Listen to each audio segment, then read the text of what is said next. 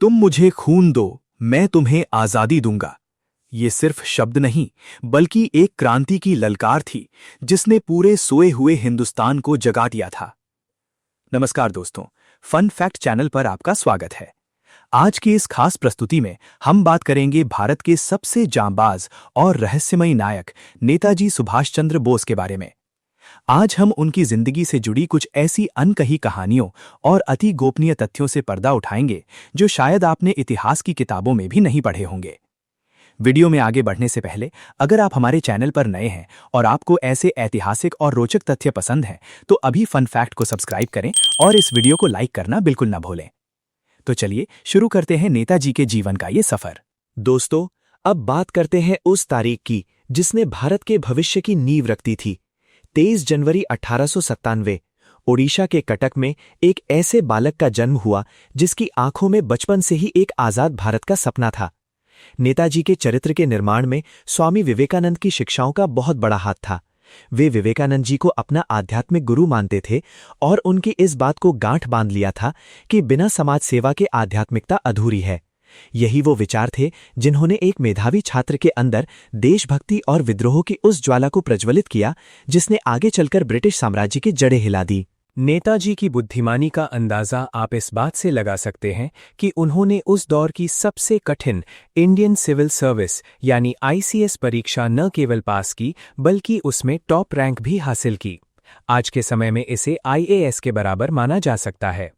अंग्रेजों की गुलामी वाली इस शानदार नौकरी और ऐशो आराम का जीवन उनके सामने था, लेकिन उनके भीतर देश प्रेम की ज्वाला इतनी तीव्र थी कि उन्होंने इस शाही करियर को लात मार दी। 1921 में उन्होंने अपना ऐतिहासिक इस्तीफा सौंप दिया और एक ऐसी बात कही जो आज भी हर भारतीय को गर्व से भर देती है, मैं एक विदेशी नौकरशाही की सेवा नहीं कर सकता। उनका ये फैसला चीख चीख कर कह रहा था कि उन्हें कुर्सी की ताकत नहीं बल्कि अपने देश की आज़ादी चाहिए थी। आईसीएस से इस्तीफा देने के बाद सुभाष बाबू पूरी तरह से आज़ादी की लड़ाई में कूद पड़े, लेकिन यहाँ उनका सामना हुआ एक ऐसी स्थिति से जहाँ मंजिल तो एक थी पर रास्ते अलग अलग। यहीं से शुरू होता है भारतीय इतिहास का सबसे बड़ा विचारधाराओं का टकराव। एक तरफ थे महात्मा गांधी जिनके पास चरखे की शक्ति थी। उनका रास्ता अहिंसा और शांतिपूर्ण मार्ग का था। वे पहले राष्ट्र निर्माण और ग्रामीण अर्थव्यवस्था को मजबूत करने पर यकीन रखते थे। वहीं दूसरी तरफ थे सुभाष चंद्र बोस जिनका प्रतीक बूट और वर्दी थी। उनका दृष्टिकोण आक्रामक था। उनका साफ मानना था कि आज़ादी मांग कर नहीं बल्कि सशस्त्र क्रांति आर्म्ड रेवोल्यूशन से छीन कर ली जाती है। जहां गांधी जी धीरे धीरे आगे बढ़ना चाहते थे, वहीं बोस का लक्ष्य था तीव्र औद्योगिकरण और बिना किसी समझौते के पूर्ण स्वतंत्रता। ये लड़ाई सही या गलत की नहीं थी बल्कि दो अलग अलग रास्तों की थी जो भारत को आज़ाद देखना चाहते थे। गांधी जी के साथ इन्हीं वैचारिक मतभेदों और सुभाष बाबू की बढ़ती लोकप्रियता से ब्रिटिश हुकूमत बुरी तरह घबरा गई थी। उन्हें डर था कि बोस की सशस्त्र क्रांति की गूंज पूरे भारत को जगा देगी। इसीलिए 1941 में उन्हें कलकत्ता में उन्हीं के घर में नजरबंद कर दिया गया। लेकिन एक शेर को पिंजरे में कैद रखना नामुमकिन था। यहां शुरू होता है इतिहास का सबसे साहसी और रोमांचक अध्याय, द ग्रेट एस्केप।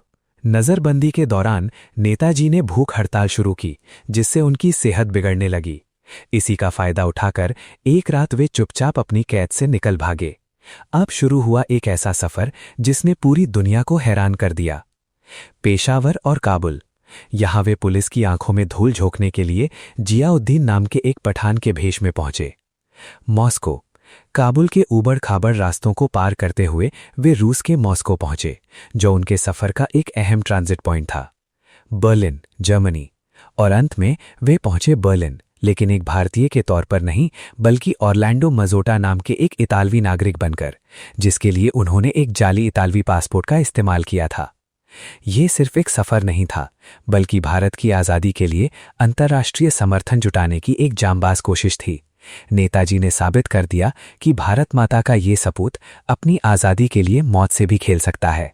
नेताओं और देशों से मदद जुटाने का नेताजी का ये सफर सिर्फ छिपने के लिए नहीं था बल्कि अपनी उस सशस्त्र क्रांति को हकीकत में बदलने के लिए था जिसके बारे में उन्होंने गांधी जी से चर्चा की थी।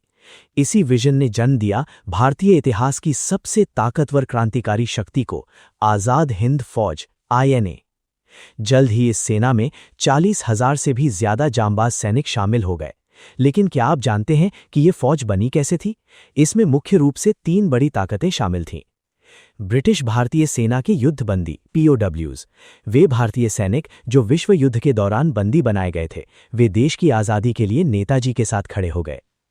स्वयंसेवक, मलाया और दक्षिण पूर्व एशिया में रहने वाले आम भारतीय नागरिक अपनी सुख सुविधाएं छोड़कर देश के लिए लड़ने आ गए।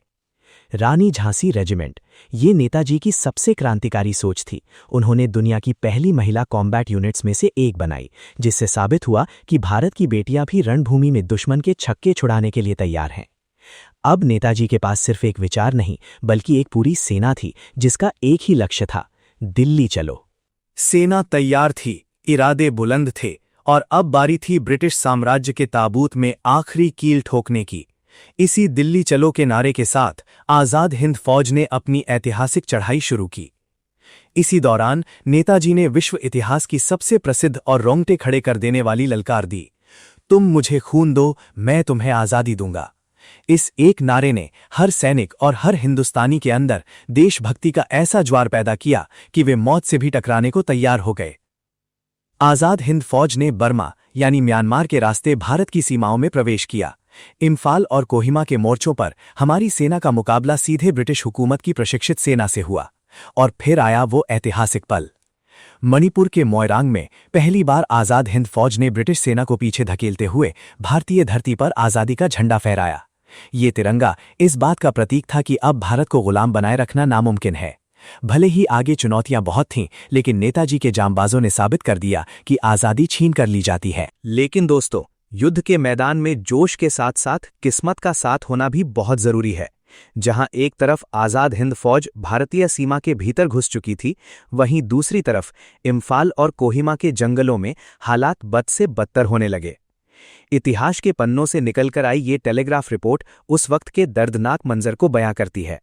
भारी मानसून और घने जंगलों की वजह से आपूर्ति लाइनें यानी सप्लाई लाइंस पूरी तरह ठप हो गई थीं। हमारे सैनिकों के पास न तो पर्याप्त गोला बारूद पहुंच पा रहा था और न ही रसद। ऊपर से जापानी वायुसेना की मदद कम होने की वजह से ब्रिटिश सेना भारी पड़ने लगी। रिपोर्ट साफ कहती थी, इम्फाल का युद्ध अब एक भारी नुकसान में बदल चुका था। हमारे जांबाज सिपाही भूख, बीमारी और लगातार होती गोलाबारी से जूझ रहे थे। भारी मन से, लेकिन अपने सैनिकों की जान बचाने के लिए आजाद हिंद फौज को रणनीतिक रूप से पीछे हटने पर मजबूर होना पड़ा। ये जीत की दहलीज से वापस लौटने जैसा था, जिसने नेताजी के मिशन को एक बड़ा झटका दिया। मोइरांग की उस जीत और आजादी के संकल्प ने पूरे देश में उम्मीद की एक नई लहर दौड़ा दी थी। ऐसा लग रहा था कि आजाद हिंद फौज अब दिल्ली फतह करके ही दम लेगी। लेकिन तभी इतिहास के पन्नों में एक ऐसी काली तारीख दर्ज हुई जिसने पूरे हिंदुस्तान को सन्न कर दिया। 18 अगस्त 1945 खबर आई कि ताइवान के ताइहोकू हवाई अड्डे पर एक विमान दुर्घटना हुई है, जिसमें भारत मां के इस लाडले सपूत ने अपनी जान गंवा दी। लेकिन क्या ये वाकई एक हादसा था, या फिर आजाद भारत के सबसे बड़े नायक को गुमनाम करने की कोई सोची समझी साजिश? आपकी स्क्रीन पर लगा ये पूर्णतः गुप्त का ठप्पा आज भी उन हजारों फाइलों की गवाही देता है जो नेताजी की मौत की सच्चाई को अपने अंदर दफन किए हुए हैं। बहुतों का मानना है कि नेताजी उस दिन मरे नहीं थे, बल्कि वे किसी गुप्त मिशन पर निकल गए थे। आज दशकों बीत जाने के बाद भी 18 अगस्त की वो घटना एक विमान दुर्घटना थी या कुछ और, ये सवाल भारतीय इतिहास का सबसे गहरा और अनसुलझा रहस्य बना हुआ है। दोस्तों, 18 अगस्त 1945 की उस घटना के बाद से ही दुनिया 2 हिस्सों में बंट गई। एक तरफ वो थे जो आधिकारिक खबर पर यकीन कर रहे थे, और दूसरी तरफ वो जो मानते थे कि नेताजी ने एक बहुत बड़ी चाल चली है। आज भी ये 3 थ्योरीज सबसे ज्यादा चर्चा में रहती हैं। पहली, आधिकारिक रिपोर्ट, जिसके मुताबिक ताइवान में विमान दुर्घटना हुई और नेताजी वीरगति को प्राप्त हुए। कई सरकारी कमेटियों ने इसी बात पर मुहर लगाई। दूसरी, सोवियत शरण। एक बड़ी थ्योरी ये भी है कि नेताजी आज़ादी के लिए रूस की मदद लेने गए थे और वहां स्टालिन के साथ उनका एक गुप्त समझौता हुआ था। माना जाता है कि वे रूस में ही कहीं नजरबंद थे। तीसरी और सबसे चर्चित, गुमनामी बाबा। उत्तर प्रदेश के अयोध्या में रहने वाले एक साधु, जिन्हें लोग गुमनामी बाबा कहते थे, उनके पास मिले सामान, उनकी लिखावट के नमूनों और कुछ डीएनए सुरागों ने इस थ्योरी को और भी पुख्ता कर दिया कि वे ही असली नेताजी थे। सच जो भी हो, लेकिन एक बात तय है, नेताजी सुभाष चंद्र बोस कभी मरे नहीं। वे हर उस भारतीय के सीने में आज भी जिंदा हैं जो आज़ादी और स्वाभिमान की कद्र करता है। दोस्तों, सच चाहे जो भी हो, नेताजी की मृत्यु एक रहस्य भले ही बनी रहे, लेकिन उनका जीवन और उनके विचार किसी खुली किताब से कम नहीं है। वे एक ऐसी मशाल थे जिसने गुलामी के अंधेरे में डूबे भारत को आज़ादी की राह दिखाई। जैसा कि इस स्लाइड पर लिखा है, नेताजी केवल इतिहास का एक अध्याय नहीं है, नेताजी एक भावना है। वे भावना है साहस की, वे भावना है निस्वार्थ देशभक्ति की, और वे भावना है कभी न झुकने वाले आत्मसम्मान की।